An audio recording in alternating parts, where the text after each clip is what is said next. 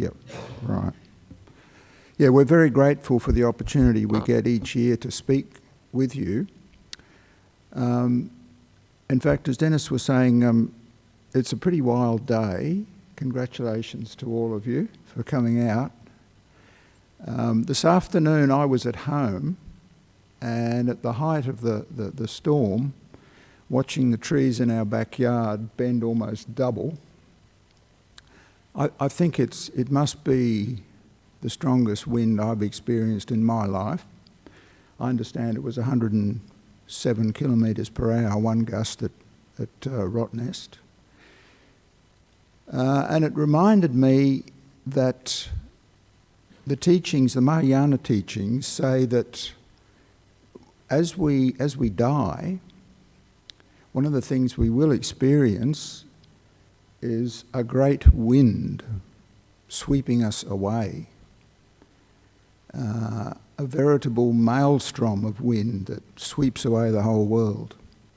That's what it felt like to me. I thought maybe I'm getting a taste of what it's going to be like. Okay, so tonight I'm going to share a meditation with you, just some simple relaxation meditation, and then talk a little about euthanasia from the Mahayana Buddhist point of view. And Sue's going to join me and also talk about our project, our Pureland project, where we want to build what you might call is a spiritual hospice, a peaceful and virtuous place where people who want to focus on the emotional and spiritual side as they die can spend their last few weeks. So we'll tell you where we're up to with that. Okay, so we'll start with the meditation, and after that beautiful chanting, you're probably relaxed. But what we're going to do now is put our own minds to work and just check to see just how relaxed we are. One of my teachers says that when you're guided in meditation or listening to a meditation, 50% of the work is done for you. But when you're trying to do it yourself, you've got the full 100%. So that's what we're going to do. So sit comfortably, preferably with your back straight, as straight as you can get it, not leaning against the back of the chair. And we'll start by taking 3 deep breaths.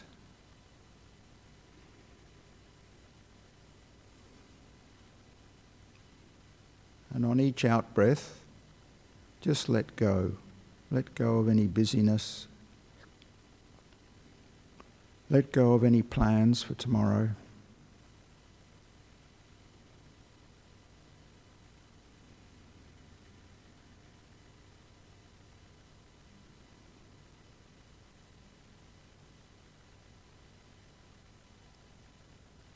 Now bring your attention to the crown of your head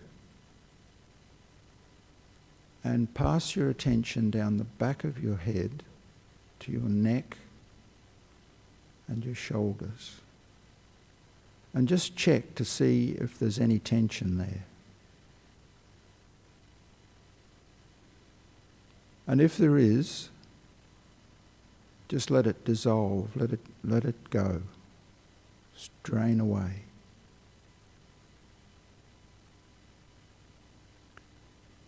We carry a lot of tension in our neck and our shoulders.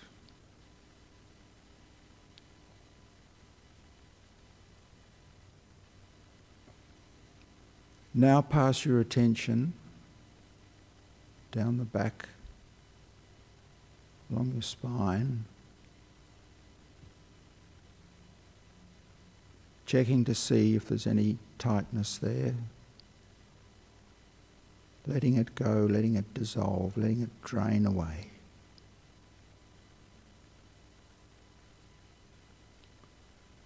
And then down to your buttocks,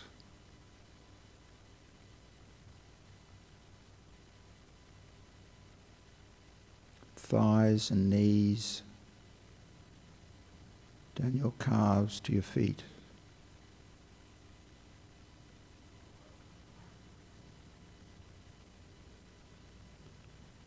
Make sure your feet are comfortable, relaxed, the toes are relaxed.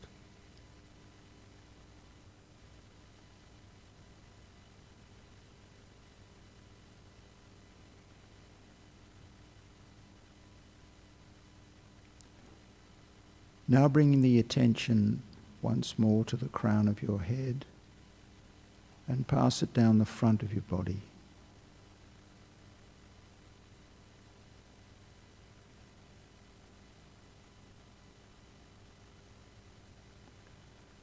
Over your forehead.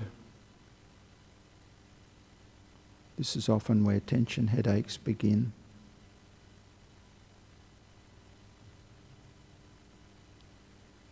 And then to the eyes.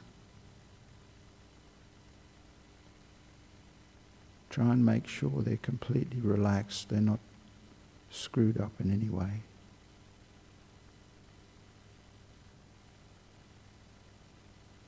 You might have to just open them, close them again.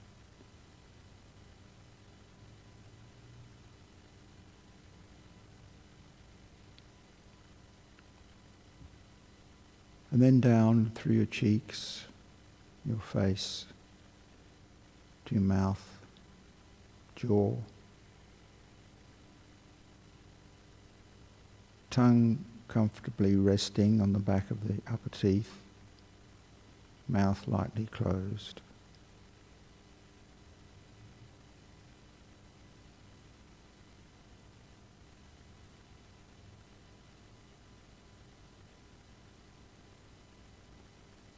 And then bring your attention down into the neck again and just check your shoulders. Even if you think they're relaxed, just relax them a bit more.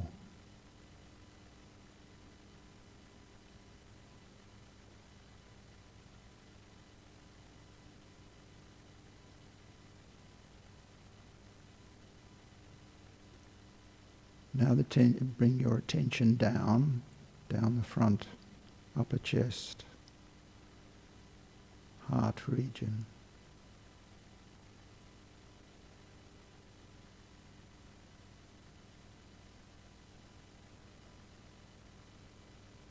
Stomach. Just imagine all your major organs inside, relaxed.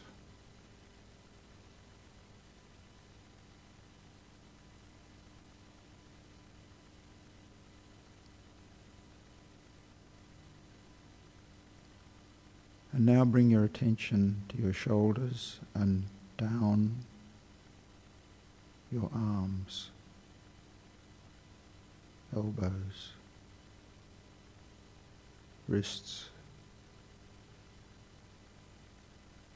And finally, check your hands. We often fidget.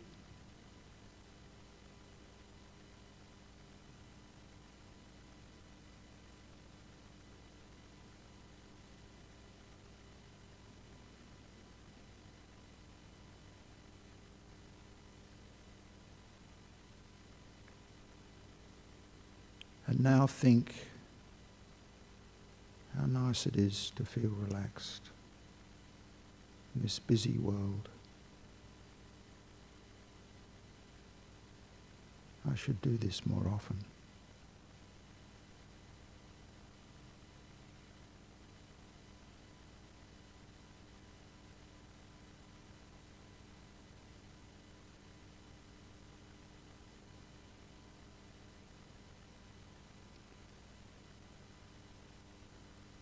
And now for a little while we'll focus on the breath,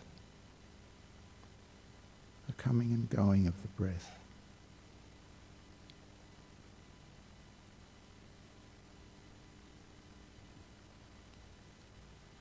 Breathe gently through your nose.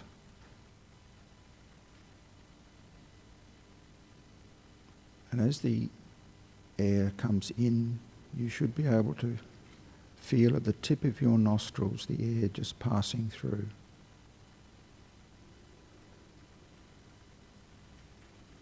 And then on the out-breath, the air has warmed up a little and it will be harder to detect.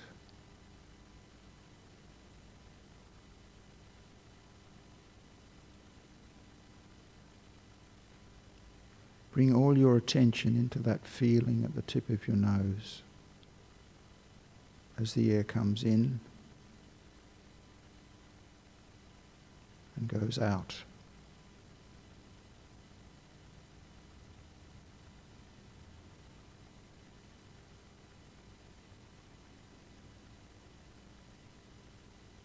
Don't let yourself be distracted.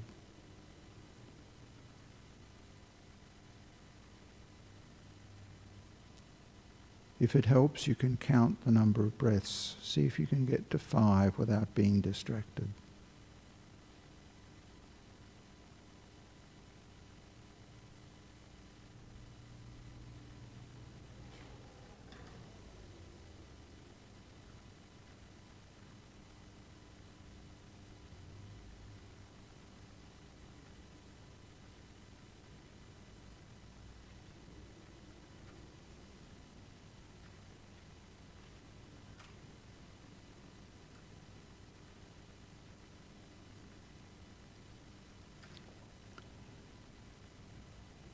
Sometimes we can get to 5 or 4, and then we're distracted by a sound. Instead of the sound of the wind outside just being there and we're not following it, our mind latches onto it.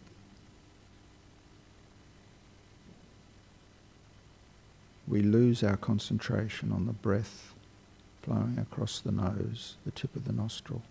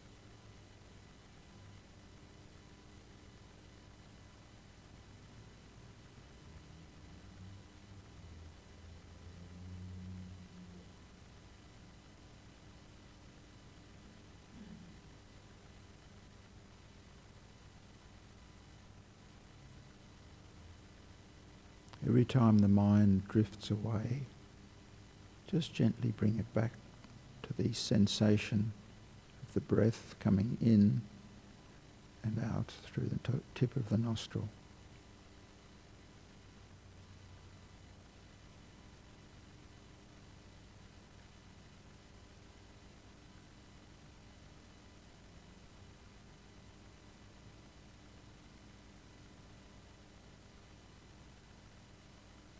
And if you lose it at, say, the count of 3, that's okay. Just start again at 1.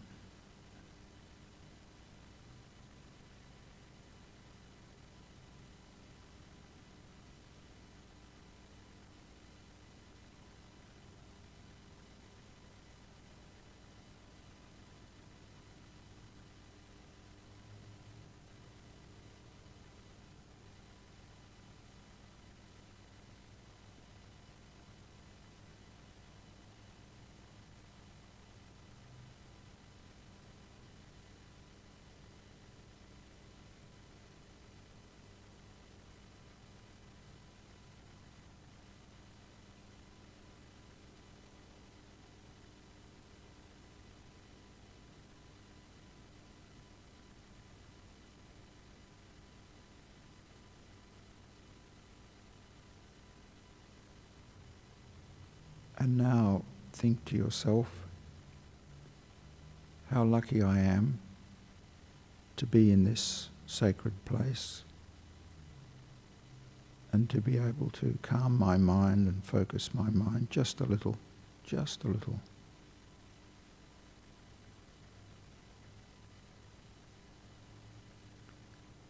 I'm going to try and do this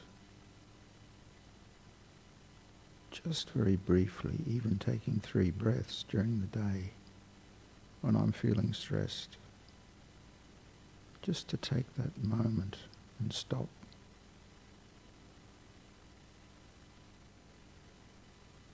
So that I can bring this breathing meditation into my everyday life.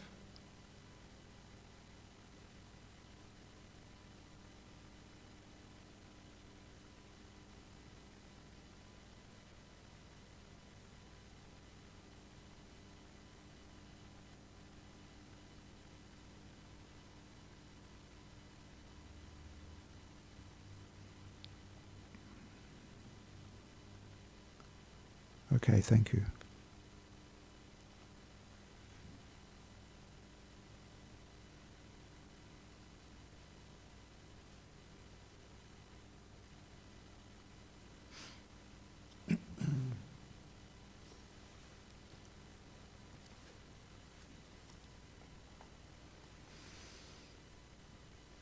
Right. Well, now that we're suitably relaxed, we can talk about a subject that I guess is not very relaxing, but it is a topic that's being debated in our city at the moment, voluntary assisted dying. And what I thought I'd do is not actually address that as a topic in the legislation, but just tell you what I think the sort of majority opinion is of the Mahayana Buddhist teachers about euthanasia.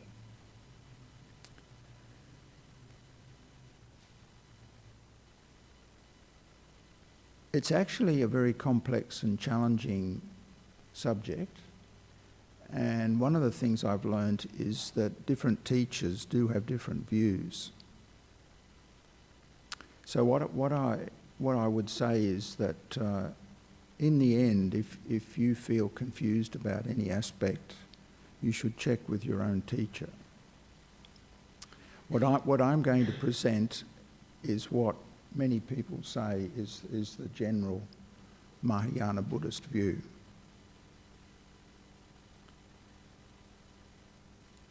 So we're talking about euthanasia. We're talking about putting it in the vernacular, is it okay to pull the plug? And of course, many of us have already had experience of doing this with our pets. It's a common thing that vets recommend, and the idea is that it's the best thing for the animal. It saves any more suffering. So it's not as if we're not familiar with some of this. But the first issue in euthanasia is our motivation. So if we're the one that's helping to euthanize a sentient being, we need to ask the question, why are we doing it? Are we doing it to remove their suffering, or are we doing it to remove our anxiety about witnessing their suffering? So that's a really difficult thing. Are we doing it really and truly to remove their suffering, or are we doing it because we're so upset at seeing them suffer that we can't take it anymore? And of course we give the reason that we're doing it so that they will cease suffering. But really deep down you've got to check what your motivation is. Who are we trying to benefit? Ourselves or the person who's dying? Why do we think it brings benefit? And I'll come to that in a minute. So if you ask these kinds of questions, then you can maybe dig down and find the hidden motivation about what you're thinking of doing.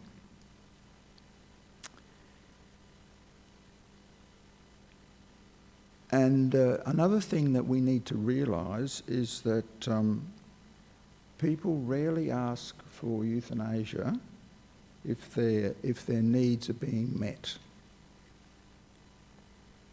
If someone is feeling loved and valued and their physical symptoms are being managed, they'll rarely ask for euthanasia. They're really rarely asked to be put down.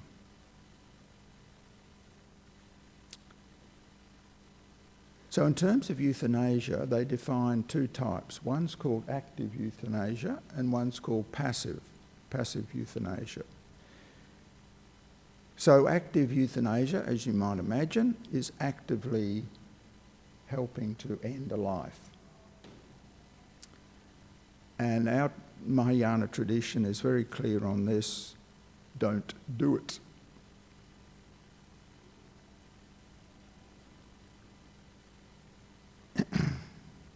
So even though your motivation it may be to end the suffering, and as a good motivation, that will soften the karmic consequences, but it won't get rid of them completely, and active euthanasia has karmic consequences. After all, the Buddha did say, avoid killing.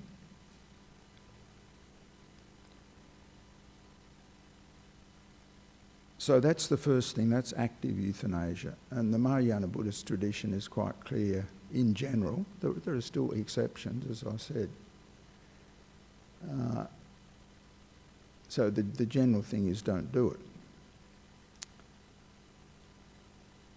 And I mean, a lot of people do it, and especially with their animals, their pets. And it's often based on two misconceptions. So these are fundamental misconceptions. And the first misconception is that people think experience, awareness, consciousness, the mind ends with death. And we know, of course, as Buddhists, that the subtle level of mind continues after death.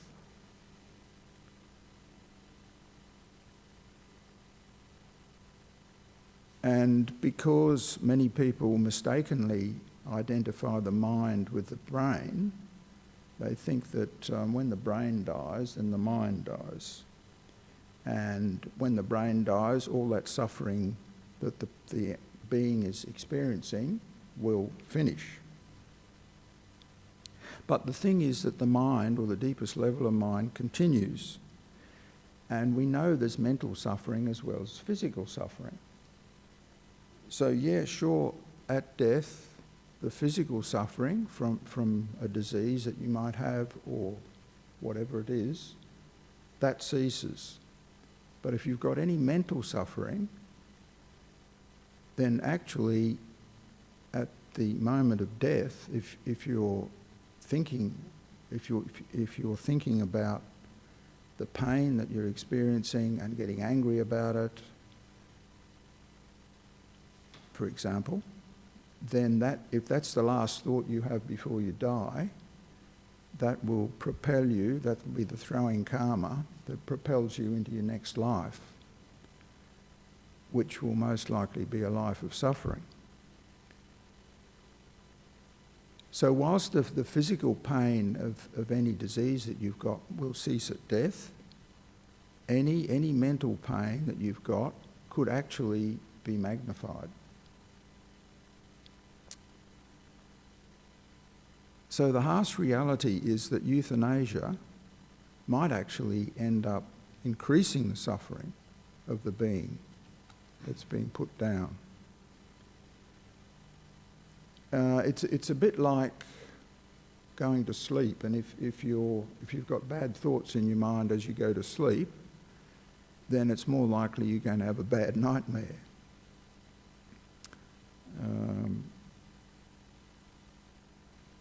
So it's the law of proximate karma, isn't it? Karma, first of all, the heaviest karma ripens, then the karma closest to death will ripen. And whatever karma ripens at the moment of death will propel you into your next life. So that's the first misconception, thinking that actually suffering ends at death. And the physical suffering from any disease or disability you have sure will end, but any mental suffering could well be magnified. So the second misconception is that all that suffering that many people experience as they approach death is meaningless. And you might have heard people say, why should I endure this pain if I'm going to die anyway? Why should I suffer so much? Why can't I end my life now and finish this? But the point is that suffering itself is not meaningless. It does have meaning. And I can tell you in my own life, the greatest suffering for me was when our son died. And out of that suffering, I wasn't a Buddhist at the time, but out of that suffering and that feeling that life was totally meaningless, I met the teachings of the Buddha. And I often think back and think, this is crazy, isn't it? But I've got my son to thank for the fact that I'm a Buddhist. Not just my son, but his death. So suffering is not meaningless. And I think many people have had the experience of coming out of a crisis with a new understanding of what's important in life. And also, suffering, as we know, as Buddhists, is actually the ripening of our own karma. And that karma, once it's ripened, if it's ripening as we die, then it's finished. That's it, we've experienced it. And we're able to experience it as human beings and have more control over tolerating it than we would if we were an animal or a hell being. So that our teachings say that it's better that you finish that karma in this life as a human being.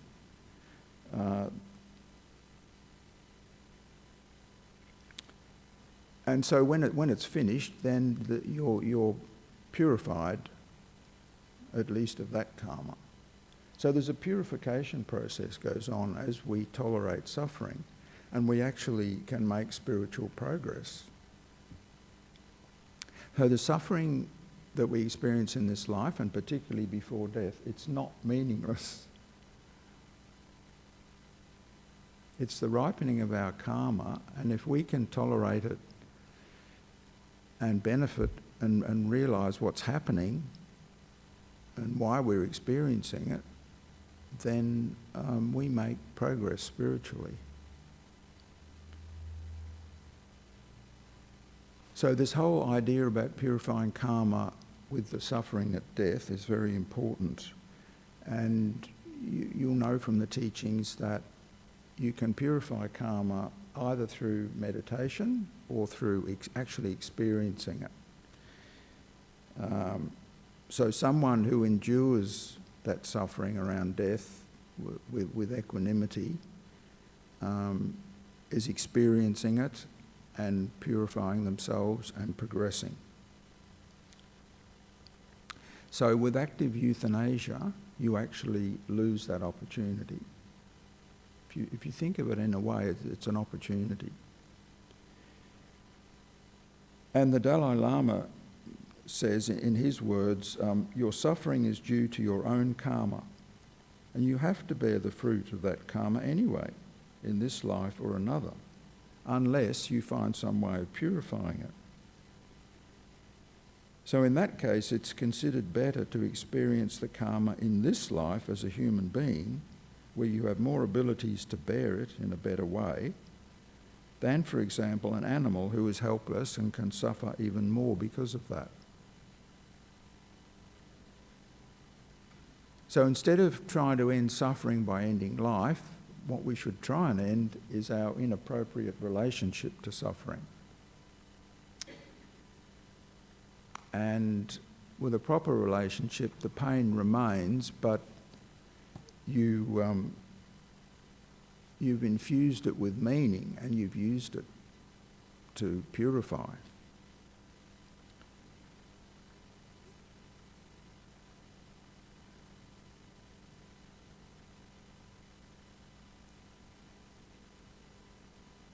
Actually, the other day I was talking about pain and learning to tolerate suffering, and we often think of pain as the most important part of suffering. I was weeding in the garden, because everything grows beautifully at this time of year, including the weeds, and I disturbed a nest of ants, and they were not happy. And it seemed in a fraction of a second I had ants in my pants, I had ants everywhere, and they were not happy. They were biting me. And I was just about to lose it completely, and I thought, oh really, each bite is not actually big deal. It's just a little prick really. And what am I complaining about anyway? Crikey, if I was in the hell realms, the pain would be ongoing and so intense I wouldn't be able to think. This, and all of a sudden I found I could tolerate the pain, and I really felt that I'd made some progress in understanding what they mean by equanimity and tolerating suffering. So finally we come to passive euthanasia. I mentioned there was active and passive, and as you might imagine, passive euthanasia is actually allowing somebody to die a natural death. If someone's in a coma or someone's being kept alive by artificial means, the decision often has to be made, do we stop this?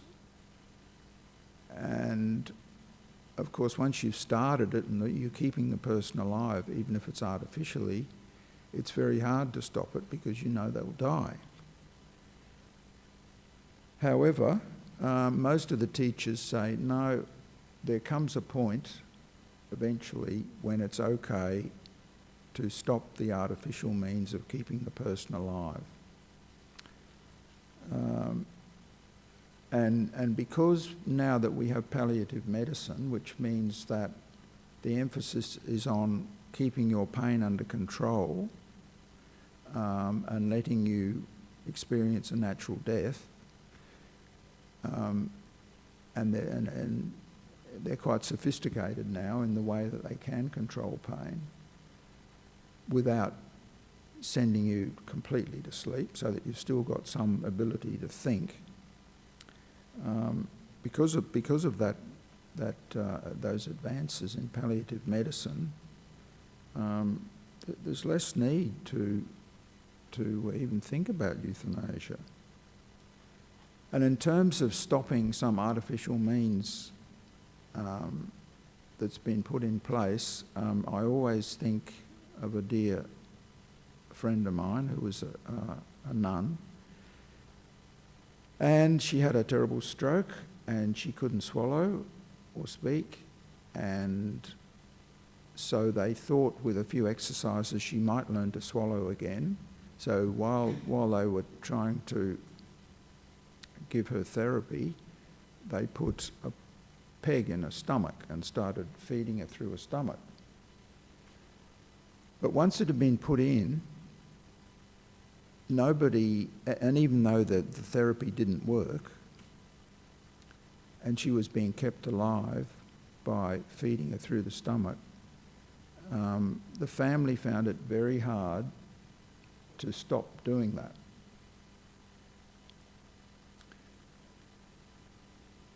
And it wasn't a very, very nice time because, well, I won't go into those details, but anyway, at the end they decided enough is enough. We're going to stop feeding her through this peg. And the funny thing is that as soon as they made that decision, she knew, of course, and she was having trouble communicating, but she brightened up totally. She became much more relaxed, and she spent her last week very peacefully, whereas the previous almost 12 months had been quite traumatic. So sometimes you have to pull the plug, but what you're doing is allowing the person to die a natural death. That's passive euthanasia. You've artificially kept them alive. You began this process, so by terminating it, you're allowing them to die naturally, and sometimes, as in this case, the patient might even prefer that. So that's about the position that I wanted to talk about tonight of the Mahayana Buddhist view. And as I said, it does vary from one teacher to another. And in the end, you have to consult your own teacher and follow their advice. So we will have some questions, but did you want to speak first? It's a better... Perhaps if we have questions at the end. Yeah, at the end. Yeah, okay. So I'm going to introduce Sue. As Dennis mentioned, Sue is a member of the Buddhist Society of WA, and our committee is an ecumenical committee because we want to make this centre open to Buddhists of all traditions. And what's more, we're going to need support in terms of volunteers to help run the centre from more than the Hayagriva group. And so we have a mixed committee, and Sue's going to tell you a couple of the things about where we are at the moment.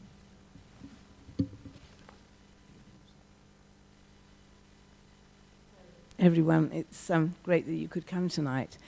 And my job is to just explain the Pureland project, which started with Len and others at Hayagriva. And actually I joined in because they came here one Friday night and explained about it, so I learned about it. And this is when I was working, it was years ago, and as I was still working as a health professional, and I thought it would be a good thing for my retirement. So here I am retired, and I'm helping them with it. So this project is to develop a care home for people who are at the end of their lives and who want to spend time dying in a spiritual environment. It's envisaged as a house where we will provide volunteer staff and professional staff. We would have a manager who's looking after things, but we would also have volunteer help.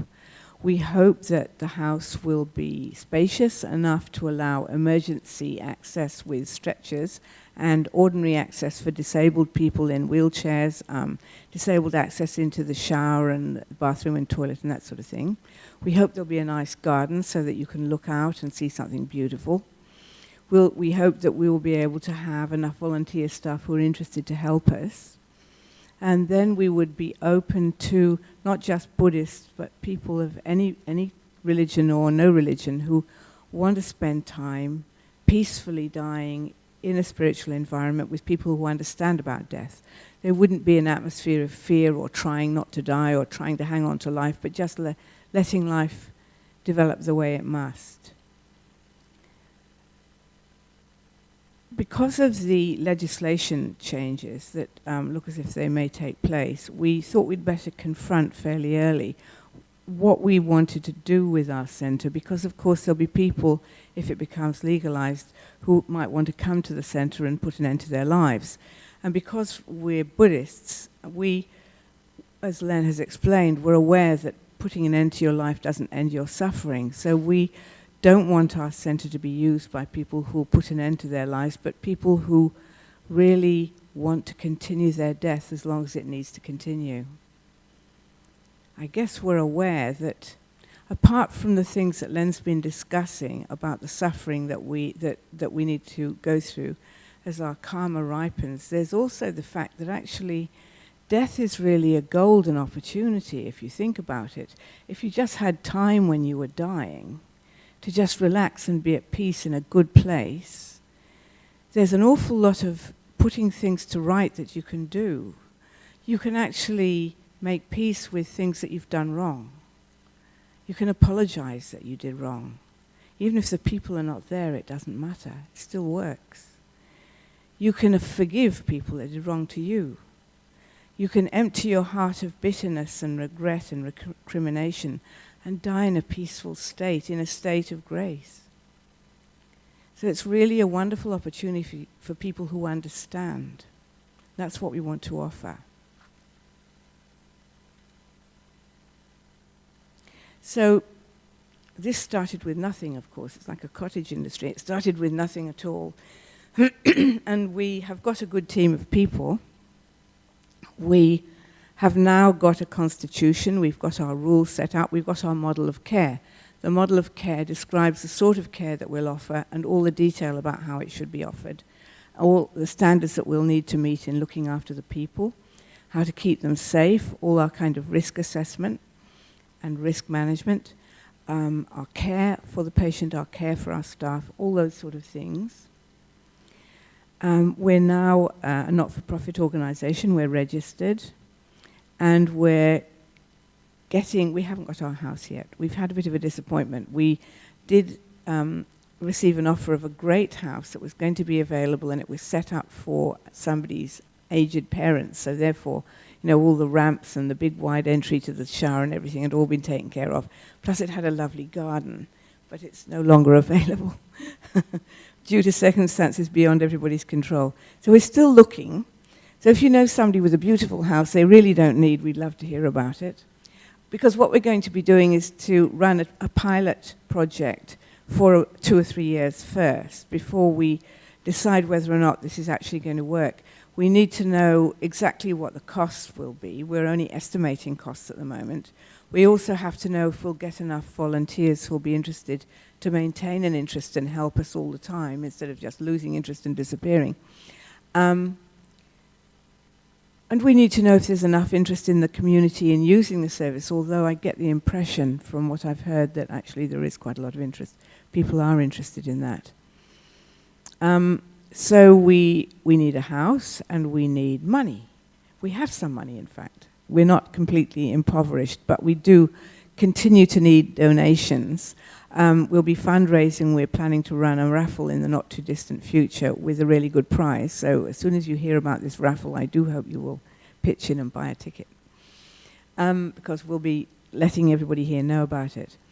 So our idea is to get enough funds to run for a couple of years and see how it goes. And we hope by that time we'll know if it's really a goer and we can actually do it permanently. I hope that it is.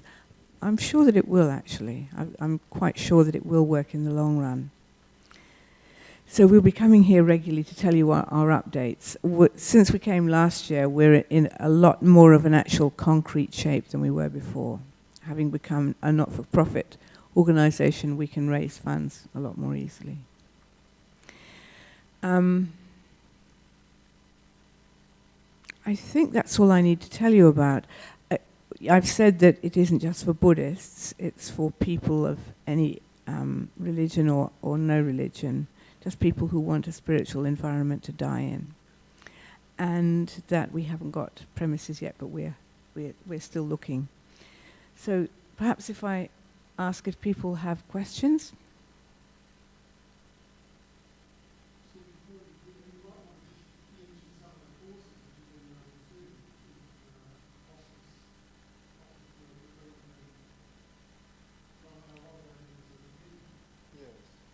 you want to say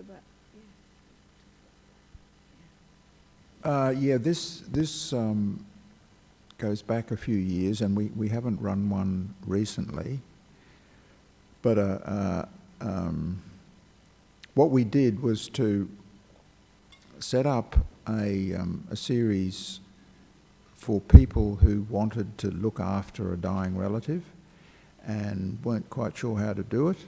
And we ran these training sessions on a Saturday afternoon for 10 months, actually, 10 different sessions.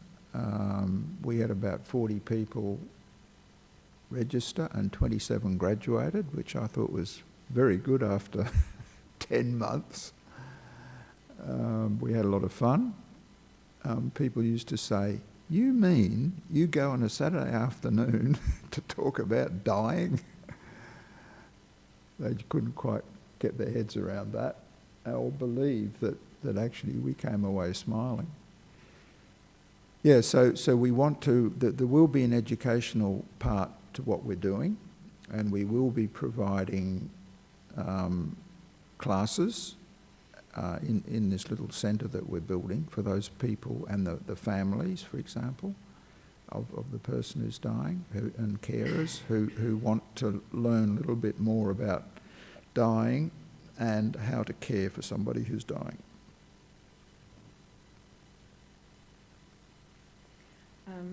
I might just mention that I've been to some of the death cafes around Perth, and just for interest really, because you learn an awful lot. But listening to some of the people who go there, some of them are dying, they've got terminal illnesses. And some of them go along with their partner. And what struck me, some of them are obviously a bit lost. They may not, I can think of a particular person. She was so able to talk about it and so logical about everything. But her husband was like a cat on hot bricks, really. You could tell he was very not at peace. And I would think that our facility would be great for somebody like that, because our society doesn't cope with death very well in most cases. People are afraid of death, and they don't even think about it. They want it to go away. And of course, the one thing we can all depend on is that we're going to die. And even saying that in some company gets you some very funny looks, as if you've said something radical. But I think to be in a place that we envisage with people who can easily talk about death and who are not worried about it and can answer people's questions will be a real blessing for people who don't have a religion and who don't have any spiritual beliefs and have never talked about this and are scared of the unknown and don't know how to handle it. They just don't have a view on the subject. They don't have any beliefs. And yet here it is bearing down on them. So I think we can really help in a tremendous way for people like that who actually haven't got any beliefs at all. I think that would be one of our big contributions, actually.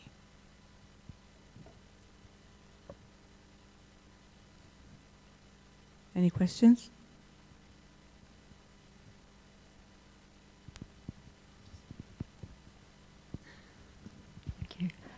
Thank you, Lynn and Sue. I'd just like to talk about a little bit about my experiences about death with my family, my parents. First of all, my father had a ulcer in his throat and he nearly died. Of course, he couldn't swallow. They put a peg in. But fortunately, he recovered. That was about 3 years ago, and he's 95. He actually took the peg out himself in the end, because he just wanted to live. So, that was a wonderful experience of his wanting to live, even though he was going through incredible suffering. Now, my mother was the opposite. She had a terrible stroke. She fell over. We found her fallen over with a stroke in terrible pain, and she wanted to die. She actually recovered a bit in hospital, and she said, "I'm in so much pain, I want to die." And we had to watch her for 5 days, just in terrible pain, with no medication. They gave her morphine to help, but it wasn't enough. And it was just terrible. And I've already spoken to the parliamentarians, some of them, about my mother's experience and how much I felt euthanasia was needed, because her suffering was just... She was 85 and she begged us to die. And then she had another major stroke. And look, she was just... It was just the most agonising thing. But tonight, you have helped me to understand a little bit more about... Maybe I've helped my mother... Well, no, my mother's helped me to clear my karma and to clear her karma, watching the terrible suffering. And I now am thinking differently about the euthanasia, the whole concept of, assisted dying. I'm not... I wanted to actually be involved in newspapers and things like that, letters saying that I felt it was absolutely necessary. But I feel differently from what you've shared tonight. But I also had a son that died, and the pain was incredible. So maybe I won't have a painful death because I've experienced so much watching suffering. Because thank you. Thank you for tonight. I think it's a good idea to say a word about the legislation, about the fact that people want to make it legal to end someone's life. Although I'm a Buddhist and my view is that it's not a good decision, I'm aware that other people don't have those beliefs and they think it is a good thing, and they can't understand the idea that it would be a good idea to go on suffering. And just because I don't think that's the right attitude, I think it's in people's interests that they have a choice, because the feeling that somebody's controlling you and won't let you do something that you want to do is quite heavy and makes people feel powerless. And if they have a choice, they're more likely to choose something which is more beneficial because it's their choice. If there's that open door and they feel I can go any time I want, but actually I won't go just yet, because maybe there are things I've got to do, maybe I've got to... And the things that weigh on your mind, maybe I better sort things out, maybe I better see so-and-so and say, I'm sorry about this thing that happened 20 years ago. There are things that we can all sort out, then things you can apologize for. So I think... My feeling is we shouldn't make people criminals for making a decision like that. That's the problem. They're actually criminals if they commit suicide or kill someone else. Whereas if it's not a crime and you can simply make an intelligent choice, you're much more likely to calm down about the whole thing and just get a perspective and make your decision the best way for yourself. And even if we think it's the wrong decision, it's their decision. I'm not in favour of people being criminals because they helped somebody they love to end their life. I don't think that's criminal. It might not be the best thing to do. I can understand the authorities being concerned about abuse of the law so that people can be murdered, and it can be used as an excuse. So they obviously have to make sure the legislation is safe. But I do think it might be beneficial if people have more freedom and openness and can make their decision. And as long as people like us are around and can point out things, I think the main thing when someone is dying really is coming to terms with the things that you haven't come to terms with, apologizing for things you did wrong, forgiving people. It's the same thing. As you forgive, forgiveness flows back to you and you become able to forgive people and able to accept the suffering they caused you without rancor, without being angry with them. It's very important to do that in death. And that's the message I think that's good to pass on to people. I can see scaring the hell out of people by saying, you know that death won't end your suffering. I mean, that's very heavy to put that to people who are in pain. But to say you could really use this experience for something positive is pretty important. That's what I think we can offer people, to make it a really good experience. Because if anybody's been listening to Ajahn Brahm's talks over the last 20 years or so, you will be in no doubt that mind is not the same as brain. And even if you're unconscious, the mind can still be working. So just because your dear one is lying there unconscious and you think, why does she have to drag on like this? She's dragging on like that, or he's dragging on like that, for a reason. There's a good reason why they're dragging on like that. They may well be doing a lot mentally that you don't realize. People's minds do go on, even when their body doesn't. Yeah, can I just respond to that? Because that's very true with my mother. My mother was a very tortured soul, and it was a very difficult life with my mother. And those 5 days gave me time to actually massage her and love her and forgive myself and forgive her. And so, yes, that wouldn't have happened if she had died straight away. So thank you. Yeah. I just wanted to say thank you. Very brave of you to share all that, and it's a lovely story. Thank you.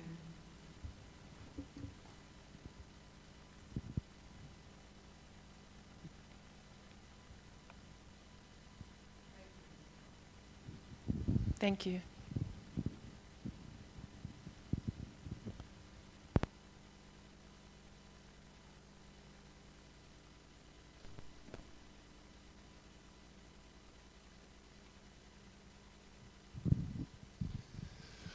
Well, just before we do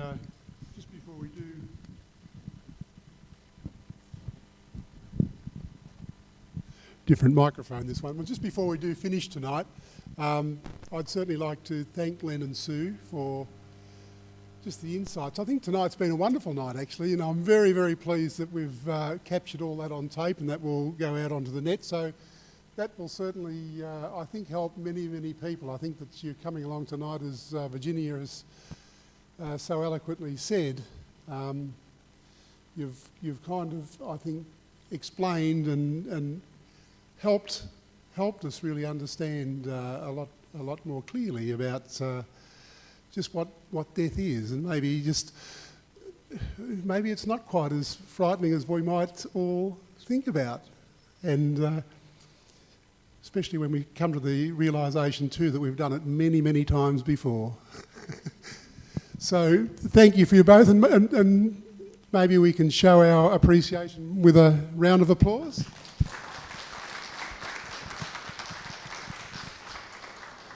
And for those of us finishing, we can just pay our respects to the Buddha, Dharma and the Sangha. Thank you. I'm sure that both Len and Sue will be around for a little while, so if you'd like to come and just ask any questions, I'm sure that they'd accommodate you.